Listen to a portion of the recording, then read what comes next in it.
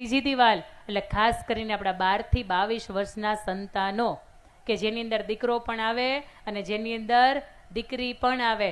વાત નંબર મારે 1 કરવી છે. દીકરો કેવો હોય? રૂડો રૂપાળો હોય, કયાગરો હોય, ભણેલો હોય, કેનેડા જઈને ભણતો હોય, બેન આવો દીકરો હોય.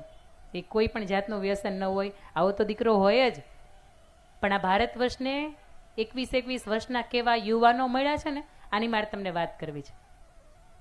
17 નવેમ્બર 1972નો એ દિવસ કે જેની અંદર આખું ભારત વર્ષ દિવાળી ઉજવતું હતું. દિવાળીનો તહેવાર હતો ને ઉજવતું હતું.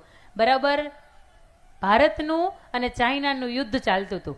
અરુણાચલ પ્રદેશની અંદર એ ડુંગરો હતો અને એની ઉપર આપણી ટુકડી હતી, તૈનાત હતી. સામેથી ચીનવાળા યુદ્ધ ઉપર અત્યારે જેમ ઈરાનનું ઈરાકનું આ બધાનું હાલે છે એવી રીતે એ બોમ્બ ગોળા આપણી ઉપર ફેંકીએ, આપણે બોમ્બ ગોળા એની ઉપર ફેંકીએ.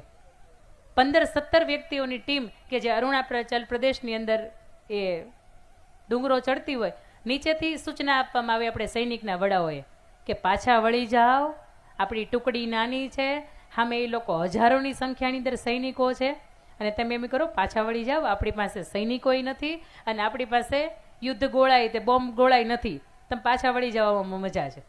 3 યુવાનો નક્કી કરે કે ખાખી ધૈરી છે ને તો એકમાત્ર કારણ કે દેશ માટે જીવવાનું છે ને દેશ માટે મરવાનું છે. હૃદયની અંદર તિરંગો રાખ્યો છે ને એનું એક જ કારણ છે કે મરવું તો દેશ માટે, બાકી કોઈના માટે નહીં.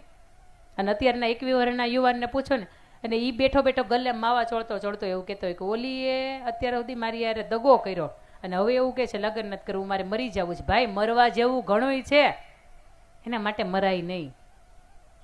મા બાપ તમારા માટે જીવતા હોય, 21 વર્ષના તમને યુવાન કર્યા હોય એના માટે તમે મરી જાઓ એટલા માટે. રિઝલ્ટ નબળું આવ્યું તો કે મારે મરી જવું. અરે મરવા સિવાય દુનિયામાં જીવવા જેવું ઘણું બધું છે. જીવો ને, એક વખત જીવો તો ખબર પડે કે મરી મરીને કેમ જીવાય. મરવું સહેલું છે, જીવવું અઘરું છે. 3 યુવાનો કે જેનું એકનું નામ ગોપાલ ગોસાઈ, ત્રિલોક નેગી અને જશવંતસિંહ રાવત. આ 3 યુવાનો નક્કી કરે કે આપણે મરવું તો એ દેશના માટે ને જીવવું તો એ દેશના માટે. ભલે આપણા સૈનિકોએ વડાએ બધાને આપણને સૂચના આપી કે બધાને નીચે આવી જાઓ, પણ આપણે જવું નથી. આપણે ભલે શહીદ થઈ જાય પણ આપણે હવે પાછી હટ કરવી નથી. આપણે આપણા તરફથી જેટલો પણ દારૂ ગોળો આપણને આપવામાં આવ્યો છે ને ફેંકો અને સામે ચાઇનાવાળાને જે છે ને એના જેટલા મરાય એટલા મારી નાખો. 3 પૈકી ગોપાલ ગોસાઈ અને ત્રિલોક નેગી, હજી તો શરૂઆતનો સમય હોય ને ત્યારે આ 2 વ્યક્તિ શહીદ થઈ જાય. 21 વર્ષનો તરવરિયો યુવાન જશવંતસિંહ રાવત એકલો બચે. એની પાસે 2 ઓપ્શન હતા, નીચે આવી જાઓ ભાઈ, આખી જિંદગી મોતથી જીવો, રિટાયર્ડ થાય પછી પરિવારની હારે જીવો, અને બીજી બાજુ એકલો છે, સામે હજારો સૈનિકો છે ચાઇના